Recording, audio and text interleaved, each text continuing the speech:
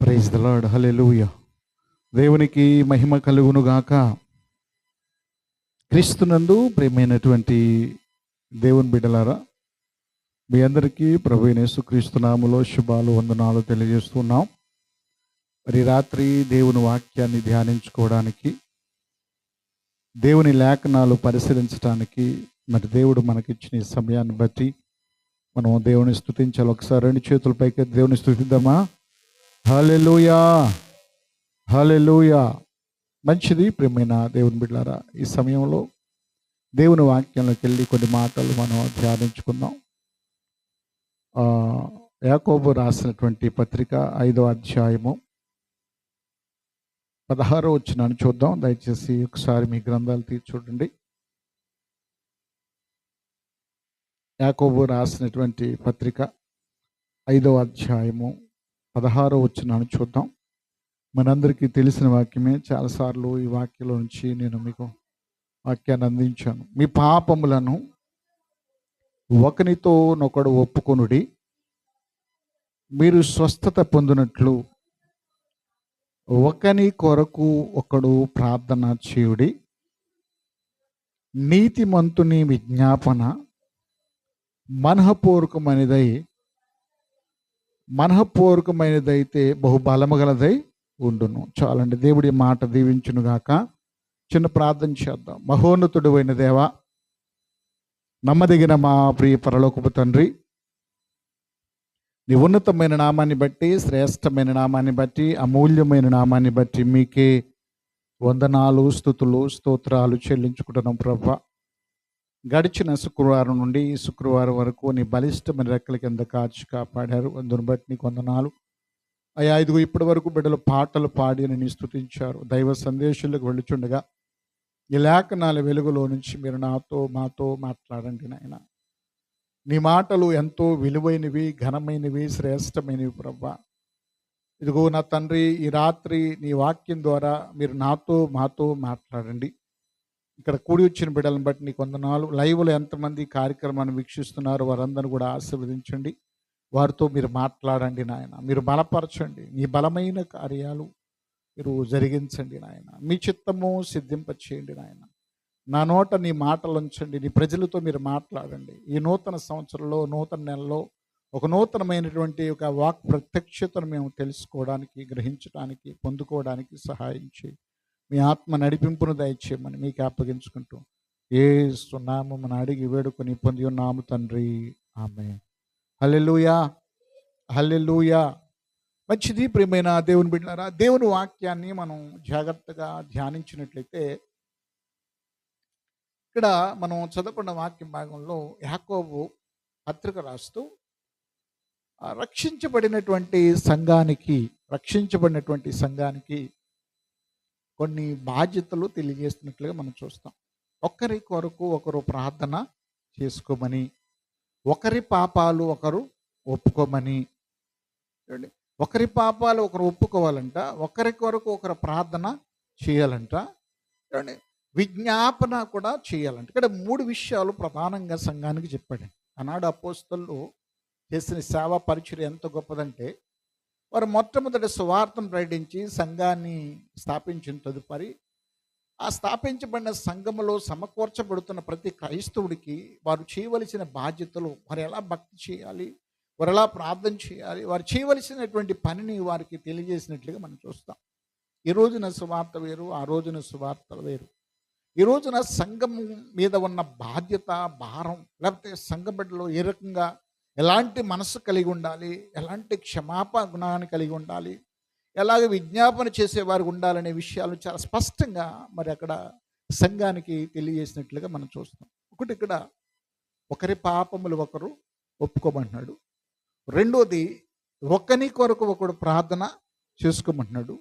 మూడోది, విజ్ఞాపన చేయమంటున్నాడు. నీతిమంతుని విజ్ఞాపన మనఃపూర్వకమైనదైతే బహుబలము గలది ఉంటుందని వాక్యం చెప్తుంది.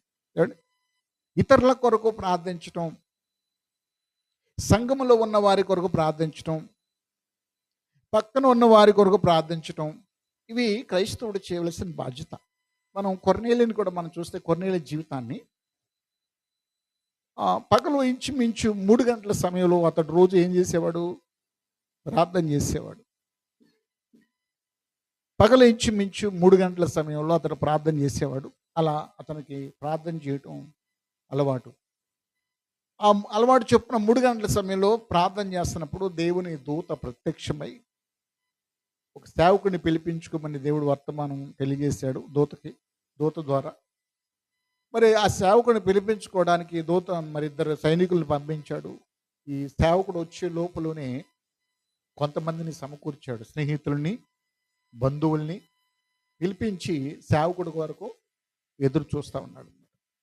మన జీవితాల్లో కూడా మనం పొందిన రక్షణ ఇతరులు కూడా పొందాలని మనం ఆశపడాలి. మనం తెలుసుకున్న దేవుణ్ణి ఇతరులు కూడా తెలుసుకొని ఆయన ద్వారా కలిగే నిత్య జీవాన్ని ప్రజలు పొందుకోవాలని ఆశపడాలి. మనం కూడా ఒకప్పుడు పాపంలో ఉన్నాము, దోషంలో ఉన్నాము, భయంకరమైన జీవితం జీవించాం. అయితే దేవుని తెలుసుకొని ఆ పాప జీవితాన్ని విడిచిపెట్టాం. ఇప్పుడు మనం దేవుని చేత క్షమించబడ్డాం. ఎవరి చేత? దేవుని చేత క్షమించబడ్డాం. దేవుని చేత మన పాపాలకు ప్రాయశ్చిత్తం కలిగింది.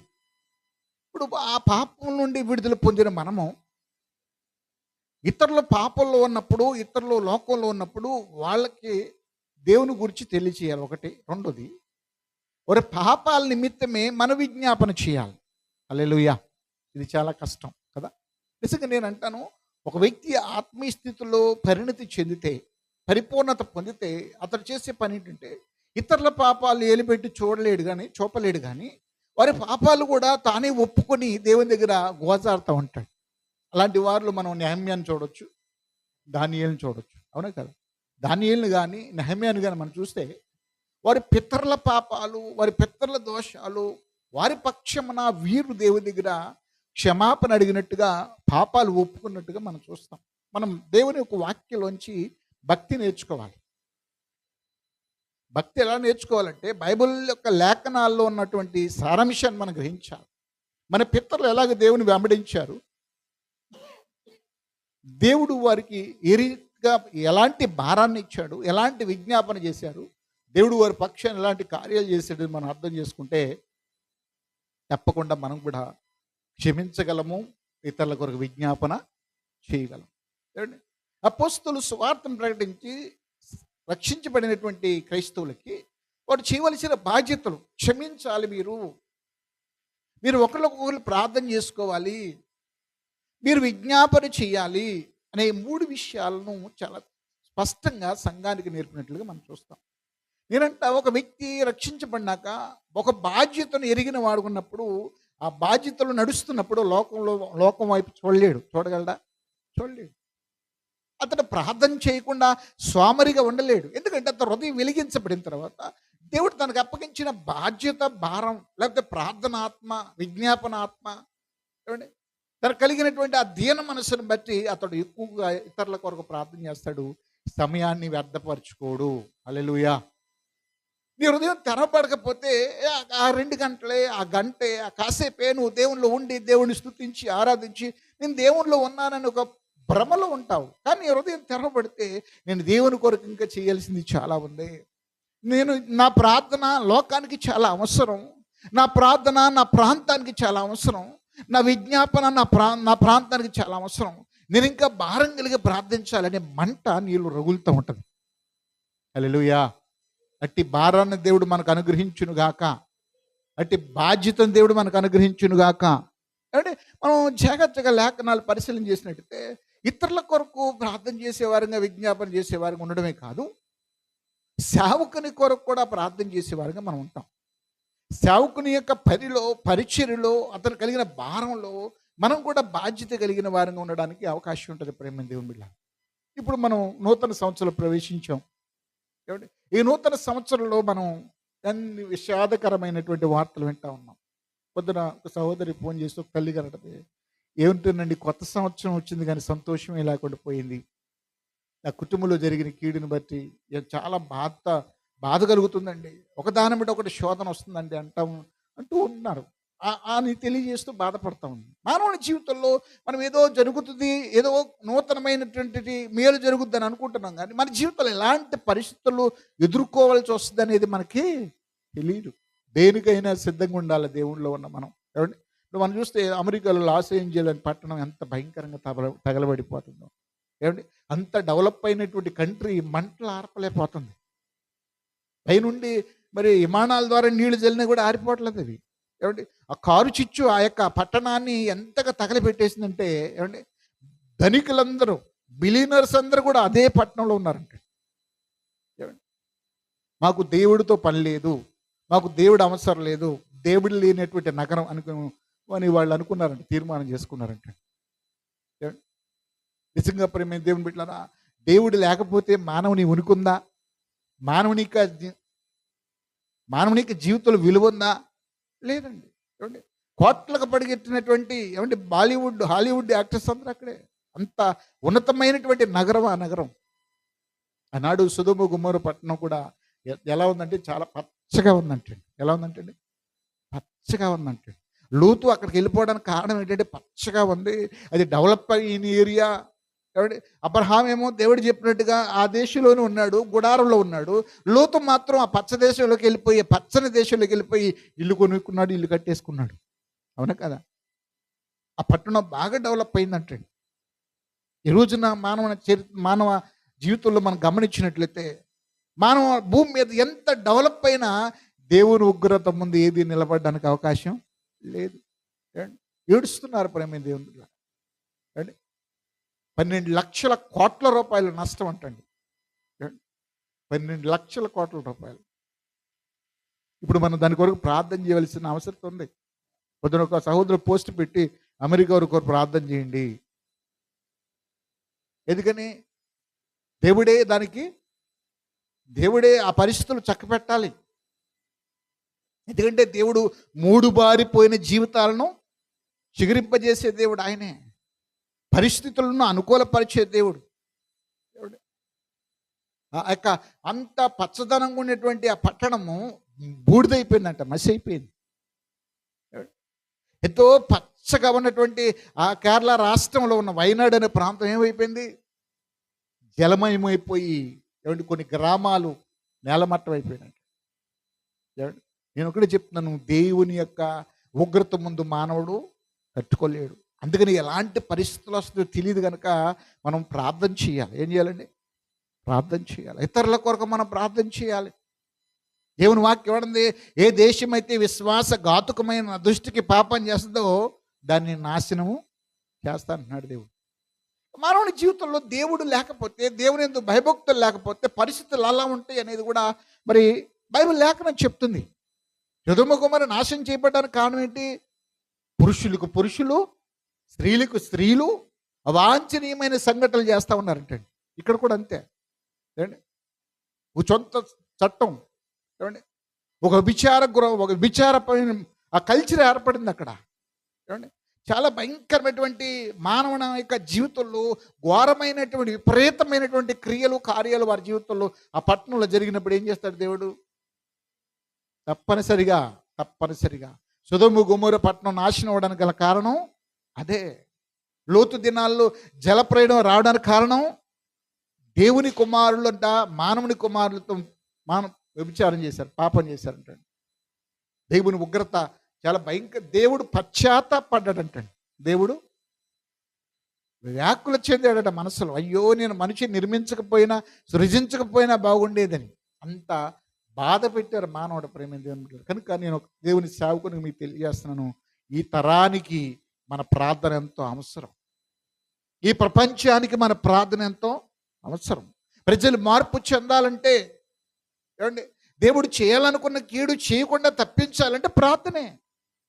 నినివే పట్టణాన్ని నాశనం చేయాలనుకున్న దేవుడు వారు తగ్గించుకొని, వారు పాపాలు ఒప్పుకొని వారి మార్గాన్ని సరి చేసుకుంటే తప్పించాడా లేదా? తప్పించాడు. దాని కొరకు ఎంతమంది విజ్ఞాపన చేస్తుంటారు. ఏమండి, ఒక క్రైస్తవుడు లోకానికి పనికిరాని వాడుగా ఉండొచ్చు, కానీ సమాజాన్ని బాగుపరచటంలో వారి ప్రార్థన ఎంతో దోహదం చేస్తుంది. సంఘ ప్రార్థన సమాజాన్ని ఎంత ప్రభావితం చేస్తుంది అనేది మనం మొదటి శతాబ్దంలో ఆది సంఘం చేసిన ప్రార్థన బట్టి మనం గ్రహించవచ్చు. అద్భుతాలు జరిగించే దేవుడు మన దేవుడు అండి. నిజంగా ఇతరుల కొరకు మనం ఏం చేయాలి చెప్పండి? ప్రార్థన చేయాలి. మనం కూడా వాళ్ళకిలాగా పాపలో పడిపోయి వాళ్ళతో ఏకీవించిపోయి వాళ్ళతో సాంగత్యం చేసామనుకోండి, మనం దేవుని సంబంధంలో కానే కాదు. అందుకనే ఇక్కడ భక్తుడు లేఖనాలు మనం గమనించినట్లయితే ఒక మాట మీకు జ్ఞాపకం చేస్తాను, చూడండి ఒకసారి. దేవుని సేవకుడు చెప్తున్న మాట, 1 తెస్సలోనికీయులకు రాసిన పత్రిక 5వ అధ్యాయం 25వ వచనం చూద్దాం. 25వ వచనం.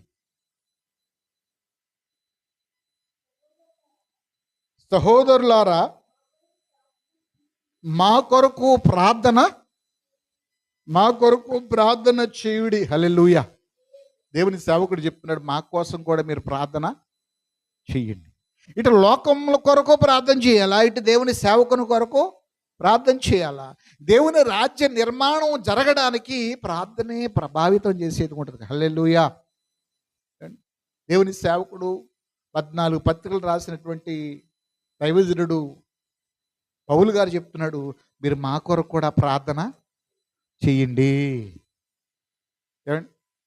సంఘానికి ఉన్న బాధ్యత ఏంటంటే, మొదట సేవకుని కొరకు ప్రార్థన చేయాలా, 2 సంఘం కొరకు ప్రార్థన చేయాలా, 3 వారి కుటుంబం కొరకు ప్రార్థన చేయాలా, తర్వాత సమాజం కొరకు ప్రార్థన. ఇన్ని బాధ్యతలు ఉంటే ఈ రోజున చాలామంది ఏమండి ఇంత లోతుకు వెళ్ళట్లా. మా పిల్లలకు ఉద్యోగం వస్తే చాలు, 7 వారాల ప్రార్థన, మా పిల్లలకు ఉద్యోగం రావాలి, ఎదుగో మేము ఇల్లు కట్టుకోవాలి, 7 వారాలు ప్రార్థన చేయండి, ఎదుగో మా కుటుంబాల్లో అప్పులు తీరాలి, 7 వారాలు ప్రార్థన అంటే ప్రార్థన చేయడం తప్ప నేను అంటున్నా.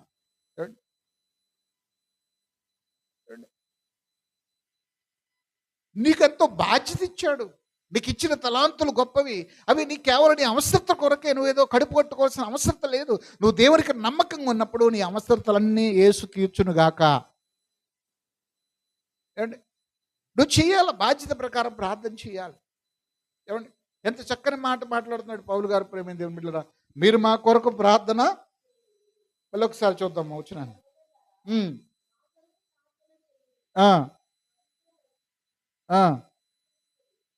మా కొరకు ప్రార్థన చేయమన్నాడు. మరొక మాట జ్ఞాపకం చేస్తాను నేను. రోమీలకు రాసిన పత్రిక 15వ అధ్యాయం 30-32 వచనాలు చూద్దాం. రోమీలకు రాసిన పత్రిక 15వ అధ్యాయము 30-32 వచనాలు చూద్దాం.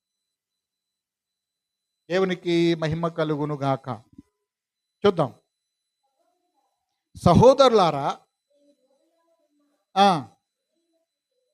అవిధేయుల చేతిలో నుండి తప్పింపబడి యెరూషలేములో చేయవలసి ఉన్న ఈ పరిచర్య పరిశుద్ధులకు ప్రీతికరమగునట్లు నేను దేవుని చిత్తము వలన సంతోషముతో మీ వద్దకు వచ్చి మీతో కలిసి విశ్రాంతి పొందినట్లును, మీరు నా కొరకు దేవునికి చేయు ప్రార్థనల యందు నాతో కలిసి పోరాడవలనని. ఏం చేయాలంట? నాతో కలిసి మీరు కూడా పోరాడండి. ప్రార్థన అంటే ఏంటి? పోరాటమే. ప్రార్థన అంటే పోరాటమే. ప్రేమైన దేవుని బిడ్డలారా, పెనుగులాడడం దేవుని సన్నిధిలో. పౌలు అంటున్నాడు, దేవుని చిత్తము వలన నేను చేయవలసిన సేవ చేయడానికి, ఏమండి, ఎదుగో నేను అవిధేయుల చేతుల నుండి తప్పించబడి యెరూషలేము వెళ్ళి దేవుని గురించి సాక్ష్యం ఇవ్వడానికి, ఏమండి, మీరు నా కొరకు ప్రార్థన చెయ్యండి. ఇప్పుడు సేవకుల కొరకు ప్రార్థన చేయాలా వద్దా? చేయాల వద్దా? సేవకుల కొరకు సంఘం ప్రార్థన చేస్తే సంఘం అయ్యేది సేవకుడిని పిండేస్తుంది. మా కొరకు ప్రార్థన చేయండి అయ్యారు, మా కొరకు ప్రార్థన చేయండి, మా అప్పులు చేయాలి, ప్రార్థన చేయండి అయ్యారు. నువ్వు అప్పులు చేయాలి, అయ్యగారు ప్రార్థన చేస్తే నీ అప్పులు తీరుతాయి. ఏమండి, నీ జీవితంలో లోక సంబంధమైన వాటికి ఎంతో ఖర్చు పెడతావు, ఎంతో వేల చెల్లిస్తావు. ఏమండి, లగ్జరీగా చేసి అప్పుల పాలైపోతావు. ఏమండి, అప్పులు అయిపోయాక లాక్కోలేక పీక్కోలేక తర్వాత బాధపడతా ఉంటాం. దయచేసి ప్రేమైన దేవుని బిడ్డలారా, ఒక బాధ్యత కలిగిన భక్తి చేయుదుముగాక, ఒక బాధ్యత కలిగిన విశ్వాస నియములో పోరాడుదుముగాక. హల్లెలూయా. ఇక్కడికి ప్రార్థన చేయడం, విజ్ఞాపన చేయడం చాలా అవసరం అండి. ఆది సంఘమంతా అనుదినము దేవాలయములో కూడుకుని ప్రార్థన చేయడం వల్ల రక్షణ పొందుతున్న వారు చేర్చబడుతున్నారంట. దేంట్లోకి? సంఘంలోకి. సంఘ ప్రార్థన వల్ల అనేక మంది సంఘంలోకి వస్తున్నారు. అదవుతుందండి. అంటే సంఘం పెరగపోవడానికి కారణం ఏంటి? హలో, ప్రార్థన లేకపోవడమే. సంఘంలో నూతన ఆత్మలు రాకపోవడానికి కారణం ఏంటి? ఆ సేవకుడు చెప్పిన వాక్యాన్ని వాళ్ళు రిసీవ్ చేసుకొని దాని ప్రకారం వారు ప్రార్థన చేయట్లా. సంఘంలో అనేక మంది కొత్త వారు చేర్చబడాలంటే ఆ సంఘం అంట ప్రతిదినము ప్రార్థన చేయాలి. ఉదయకాలం మనం లేచి అనేక ఆత్మల కొరకు మనం ప్రార్థన చేయాలి. బాధ్యత కలిగి ప్రార్థన చేయాలి. ఎప్పుడు ఏమి సంభవిస్తుందో మనకు తెలీదు. దేవుడిచ్చిన సమయాన్ని బట్టి మనం ఏం చేయాలి? ప్రార్థన చేయాలి. చూడండి, ప్రార్థనే పరిస్థితులు మారుస్తుందని వాక్యం చెప్తుంది. నేను ముగిస్తాను, మరొక మాట జ్ఞాపకం చేస్తాను. చూడండి,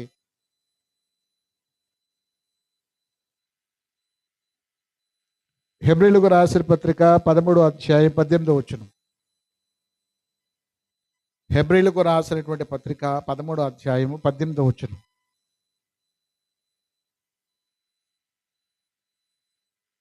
ఆ 18వ వచనం.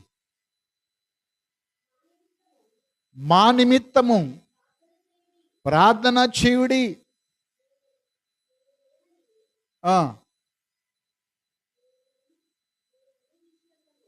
మేము అన్ని విషయముల్లో యోగ్యముగా ప్రవర్తింపగోరుచు మంచి మనస్సాక్ష్యము గలవారమని కలిగి ఉన్నామని నమ్ముకొరుచున్నాము. ఇక్కడ ఏమంటున్నాడు పౌలు గారు? అంటే వాళ్ళు ఆత్మీయ స్థితిలో ఎదగడానికి, వాళ్ళు యోగ్యమైన స్థితి కలిగి ఉండడానికి ఎవరు ప్రార్థన కోరుకుంటున్నారు? సంఘ ప్రార్థన. మేము పరిపూర్ణమయ్యామని వారు చెప్పటల్లా. సంఘ ప్రార్థన వల్ల పౌలు గారు చాలా సందర్భాలు చాలా విషయాలు మాట్లాడతాడు. మీ ప్రార్థన వల్ల సమృద్ధిమైనటువంటి సంపూర్ణమైన ఆత్మను కలిగి ఉన్నానంటాడు. మీ ప్రార్థన వల్ల కృపావారాలు కలిగి ఉన్నానంటాడు. ఏమండి, మీ ప్రార్థన వల్ల నాకు పరలోకంలో అతిశయ కిరీటం కలుగుద్దంటాడు. ఎంతగానో సంఘాన్ని ప్రార్థనలు నడిపించిన వాడుగా, విజ్ఞాపన చేయవలసిన వారు ఉన్నారని హెచ్చరిస్తూ వారిని బలపరిచినట్లుగా మనం చూస్తాం. మీ ప్రార్థన వల్ల ఏమండి మీరు మాతో కూడా పోరాడుతున్నారంటాడు పౌలు గారు. కనుక ప్రేమ దేవుని బిడ్డలారా, మన ప్రార్థన ప్రపంచానికి ఎంత అవసరం అండి. అవసరమా కాదా? అవసరం. భారతదేశం వచ్చిన మిషనరీలు అందరూ కూడా వారి దేశాల్లో భారతదేశ పట్టాన్ని ఎదురుపెట్టుకొని దాని మీద చేతులు ఎత్తి కన్నీరు కార్చి ఆ దేశం వెళ్ళి సువార్త ప్రకటించాలి, నశించిన వారిని రక్షించాలి ప్రభు అని కన్నీరు విడిచి దేవుడి సాయం కోరుకొని ఈ దేశం వచ్చి సువార్త ప్రకటించాడు. 1000 మంది రక్షించారండి. అంటే ప్రార్థన ఏం చేస్తుంది? అనుకున్న కార్యాన్ని సఫలం చేస్తుంది. ప్రార్థన నిన్ను వాడుకుంటుంది. ప్రార్థన నిన్ను గణపరుస్తుంది. ప్రార్థన నీ ద్వారా అనేక మందిని దేవుని యొద్దకు నడిపిస్తుంది. అంత శక్తివంతమైంది ప్రార్థన. దాన్ని మనం నిర్లక్ష్య పెట్టేస్తున్నాం. సాతాను గడు ఏం చేస్తున్నాడంటే ఈ జీవన సంబంధమైన పరిస్థితులన్నీ నీ ఎదుటి పెడుతున్నాడు. పెట్టి వాటి మీదే మనసు ఉంచుతున్నాడు. ఆత్మ సంబంధమైన వాటి మీద మనస్సు ఉంచట్లా. ఏమండి, ఉంచట్లేదండి. ఈ రోజున సెల్ ఫోన్ మనం పట్టుకుంటే కొన్ని గంటలు చూస్తున్నాం. అవన్నీ కూడా లోక సంబంధమైనవా పరలోక సంబంధమైనవా? అన్నీ లోక సంబంధమైనవి. అంటే వాడు డైవర్ట్ చేస్తున్నాడు మన ఆలోచనలు, మన తలంపులు, మన యొక్క ఉద్దేశాలు, మన యొక్క డ్రీమ్ చెడగొట్టడానికి వాడు తీసుకొస్తున్నాడు. ప్రపంచం అంతా నీ చేతిలో పెడుతున్నాడు. నువ్వు ఈ భూ సంబంధమైనవే చూస్తున్నావు కానీ ఆత్మ సంబంధమైనవి చూడటల్లా. నీ మీద ఉన్న భారం, నీకొచ్చిన బాధ్యత, నీవు చేయవలసిన దాన్ని మర్చిపోతున్నావు. వాడు ఈ లోకంలో రంగులే చూపిస్తూ ఉంటాడు. నువ్వు మోకాళ్ళ మీదకి వెళ్ళగలిగితే, నువ్వు ప్రార్థన చేయగలిగితే, నువ్వు వాక్యాన్ని చేయగలిగితే పర సంబంధమైనటువంటి మర్మాలు బయలుపరచబడునుగాక. దేవుడు నీకు ఇచ్చిన బాధ్యత, తలాంతు దేవునికి జ్ఞాపకము చేయునుగాక. నీ ప్రార్థన శక్తివంతముగా దేవుడు మార్చునుగాక. నువ్వు మోకాళ్ళ మీదకి వెళ్ళినప్పుడే నీ స్థితి ఏంటి అనేది నీకు బయలుపరచబడతాయి. నువ్వేం చూడగలవో, నీకేం చూపించాలనుకుంటున్నాడు దేవుడు. నీ ప్రార్థన ఎంత శక్తివంతమైందో దేవునికి బయలుపరచాలనుకుంటున్నాడు. నువ్వు ప్రార్థన చేయగలిగితే. హల్లెలూయా, దేవునికి మహిమ కలుగునుగాక. ఏమండి, నీతిమంతుని ప్రార్థన మనఃపూర్వకమైనది అయితే బహు బలమగలదై ఉంటుందంటండి. చాలా బలం కలిగి ఉంటుందంట ప్రార్థన. ప్రార్థన చాలా బలం కలిగి ఉంటుందంట. నీతిమంతులు ప్రార్థిస్తే దేవుడు విడిచిపెడతాడా? విడిచిపెట్టడు. ఆయన విడిచిపెట్టేవాడు కాడు. అబ్రహాము ప్రార్థన చేశాడు. అబ్రహాం ప్రార్థన దాటిపోయాడా? దాటిపోలేదు. ఆయన మోషే ప్రార్థన చేశాడు. మోషే ప్రార్థన దాటిపోయాడా? దాటిపోలా. నేనంట నువ్వు చేసే ప్రార్థన, నువ్వు నీతి కలిగి చేసే ప్రార్థన నీ కుటుంబాన్ని రక్షిస్తుంది, నీ బంధువుల్ని రక్షిస్తుంది. నీ ప్రార్థన ద్వారా కలిగేటువంటి ఆ గొప్ప రక్షణ నీ జీవితంలో చూడలేకపోవచ్చు, కానీ తర్వాత నీ ప్రార్థనకు విలువ దేవుడికి ఇస్తాడు. హల్లెలూయా. దేవుడు చేయలేడా? చేయగలడు. చాలా బలం కలదై ఉంటుంది అంటే, చాలా బలం కలదై ఉంటుంది. లోతు శత్రువులకు అప్పగించబడినప్పుడు అబ్రహాం ప్రార్థన చేశాడు. రక్షించబడ్డాడా లేదా? విడిపించబడ్డాడా లేదా? 5 రాజులు ఓడించాడండి అబ్రహాము. తనతో ఉన్న 300 మంది తన దగ్గర ఇంట పుట్ట అలవార్చబడిన వారందరూ కలిసి. అబ్రహాము యుద్ధ నైపుణ్యాలు ఎరిగినోడా? కాదు కదా. 5 రాజులే ఓడిపోయినటువంటి వ్యక్తి దగ్గరికి వెళ్ళి 5 రాజులు ఓడించి తన సహోదరుని లోతుని రక్షించుకోగలిగాడు. ప్రార్థన అనేది ఎంత ప్రత్యేకమైంది అనేది మనం అర్థం చేసుకోవాలి. ప్రార్థన ద్వారానే మనం సాతాన్ని జయించగలము. ఆమేన్. సైతాన్ని ఎవరికి భయపడతాడు తెలుసా? ఎవరికి భయపడతాడు? వాక్యం బోధించేవాడికి భయపడ్డాడు, పాటలు పాడేవాడికి భయపడ్డాడు, ప్రార్థన చేసేవాడికి భయపడతాడు వాడు. ఎందుకంటే ప్రార్థన చేసేవాడిలో దేవుని ఆత్మ ఉంటుంది కనుక, వారు అగ్ని, దేవుని అగ్ని వారిలో ఉంటుంది కనుక ఏమండి ఆటోమేటిక్గా వాడు ఏం చేస్తాడు? పారిపోతాడు అంటాడు. దైవ సేవకులు దురాత్మ పట్టదోడి దగ్గరికి వెళ్ళంగానే కేకలేస్తే నువ్వు రావద్దు, నువ్వు మాట్లాడొద్దు. ఎందుకంటే వాళ్ళు మాట్లాడితే దేవుని మాట బయలుపరచబడద్ది, వాళ్ళు ఆజ్ఞాపిస్తే అది నెరవేర్చబడద్ది. కనుక ప్రేమ దేవుని బిడ్డలారా, నువ్వు శక్తివంతమైన వ్యక్తిగా మారాలంటే ఏమంటే సాతాను నీలో ఏలుబడి చేయడం కాదు, నీవే సాతాను మీద అధికారం కలిగిన వ్యక్తిగా మార్చబడాలంటే ప్రార్థనే. ఆమేన్. ఏమండి, నువ్వు ప్రార్థిస్తే ఇతరులు రక్షించబడతారు, నువ్వు ప్రార్థిస్తే ఇతరులు స్వస్థపరచబడతారు, నువ్వు ప్రార్థిస్తే సంఘంలో అద్భుతాలు జరుగుతాయి, నువ్వు ప్రార్థిస్తే సేవకుని నోట దేవుని మాటలు పలకబడతాయి, నువ్వు ప్రార్థిస్తే సేవకుడు కృపావరాలు పొందుకుంటాడు. కనుక ఆ ప్రార్థన విలువ, విజ్ఞాపన విలువ దేవుడు మనందరికి ఇవ్వడానికి ఇష్టపడుతున్నాడు. ప్రేమ దేవుని బిడ్డలారా, అయితే మనం చేయవలసింది ఏంటంటే క్షమించే మనసు మనలో ఉండాలి. ఏముండాలి? క్షమించే మనసు మనలో ఉండాలండి. ఇతరుల కొరకు ప్రార్థన చేసే మనసు మన. ఒకరి పాపములు ఒకరు ఒప్పుకోవాలి. నేను ఒక మాట చెప్పనా, పాపాలు ఒప్పుకోగలిగితే, క్షమాపణ అడగగలిగితే వాళ్ళు క్షమించబడతారా లేదా? చాలామంది క్షమాపణ అడిగారు దేవుని దగ్గర, మనుషుల దగ్గర కూడా అడిగారు. క్షమించాడా లేదా? సిమ్మి అనేటువంటి వ్యక్తి బెన్యామీనుడు ఒకడు దావీదుని శపించాడంట. దావీదుతో ఉన్న వాళ్ళందరూ అన్నారు, ఆయన చంపేస్తాం మేము, వాడు నీకు విరోధంగా మాట్లాడుతున్నాడు అన్నాడు. వాడితో ఎందుకులే, దేవుడు చూసుకుంటాడు, వదిలేయమని వదిలేశాడు. ఆ తర్వాత మళ్ళీ తిరిగి దావీదు రాజ్యానికి వచ్చినప్పుడు వాడు వచ్చి చేతులు కట్టుకొని, అయ్యా నేను పొరపాటు చేశాను, అనరాని మాటలు అన్నాను, దయతో నన్ను క్షమించు, నాకు మరణశిక్ష విధించొద్దయ్యా అని అడిగాడంట క్షమాపణ. అడగడం వల్ల దావీదు బతుకున్న దినాల్లో అతనికి మరణశిక్ష విధించలా. ఏమండి, చాలా సందర్భాల్లో ఏమంటే క్షమాపణ అడగడం వల్ల మనకు ఆశీర్వాదమే కానీ నష్టము కాదు. ఎప్పుడు నష్టపోతామంటే క్షమించలేనప్పుడు, క్షమాపణ అడగలేనప్పుడు మనం నష్టపోతాం. అవునా కదా? కొంచెం లోతుకి వెళ్తే మనం వాక్య పరిశీలన చేసినట్లయితే దేవుని వాక్యం కూడా ఏమంటుంది? అతిక్రమములు దాచిపెట్టువాడు వర్ధిల్లడు, వాటిని ఒప్పుకున్నవాడు కనికరించబడతాడు అని వాక్యం చెప్తుంది. ఏం చేయబడతాడంట? కనికరించబడతాడు. కనికరం గలవాడు కనికరం లేనివాడు కనికరం లేని తీర్పు పొందుతాడంట. కనుక క్షమించడం అనేది, లేకపోతే క్షమాపణ అడగడం అనేది ఒక దేవునికి ఇష్టమైనటువంటి మనసు అది. అందుకనే ప్రేమ దేవుని బిడ్డలారా, యేసు ప్రభు కూడా చాలా సందర్భాల్లో క్షమించమని చెప్పాడు. క్షమించే గుణం మనకు లేనప్పుడు మనకు క్షమాపణ దొరకదు దేవుని దగ్గర కూడా. కనుక ఒకని పాపములు ఒకరు ఒప్పుకోవాలి, రెండోది ఒకరి కొరకు ఒకడు క్షమాపణ చేసుకోవాలి, ఇతరుల కొరకు మనం ఒకరి కొరకు ప్రార్థన చేయాలి. ఇవన్నీ దేవుడు మనకిచ్చిన బాధ్యతలు, చేయవలసిన కార్యాలు, పనులు ఇవన్నీ క్రైస్తవుడు. కనుక ప్రేమ దేవుని బిడ్డలారా, అలా చేయగలిగితే నీ ప్రార్థన బహుబలమైందిగా ఉండునుగాక, లోకానికి ఆశీర్వాదకరంగా ఉండునుగాక. కనుక ప్రేమ దేవుని బిడ్డలారా, ఈ రాత్రి దేవుని సన్నిధిలో చేరిన మనం దేవుని సన్నిధిలో క్షమాపణ, క్షమించే మనసు కలిగిన వారంగా, ఇతరుల కొరకు విజ్ఞాపన చేసే వారంగా, ఒకరి పాపాలు ఒకరు ఒప్పుకునే వారంగా దేవుని సన్నిధిలో సిద్ధపడదాం. దేవుడి మాటలు దీవించునుగాక. ఆమేన్. ప్రార్థన చేద్దాం. దయచేసి తలలో ఉంచండి, ప్రార్థన చేద్దాం. ప్రేమ దేవుని బిడ్డలారా, కొద్ది నిమిషాలు దేవుని సన్నిధిలో ప్రార్థన చేద్దాం. ప్రభువు నమ్మదగిన వాడు, ఆయన కరుణా కటాక్షం కలిగిన వాడు, ఆయన వాత్సల్యత కలిగినటువంటి వాడు, ఆయన ప్రేమ కలిగినటువంటి వాడు గనక కొద్ది నిమిషాలు ప్రార్థన చేద్దాం. ప్రభువా, ఈ రాత్రి మాతో మాట్లాడినందుకు నీకు వందనాలు ప్రభువా. ఇదిగో ఈ లైవ్లో ఎంతమంది ఈ కార్యక్రమం వీక్షించారు వారందరినీ జ్ఞాపకం చేసుకో ప్రభువా. వారందరినీ బలపరచు నాయన, వారందరినీ దర్శించు నాయన, వారందరితో మీరు మాట్లాడండి నాయన, వారందరి పట్ల నీ కార్యాలు జరిగించు ప్రభువా. ప్రార్థన చేద్దాం.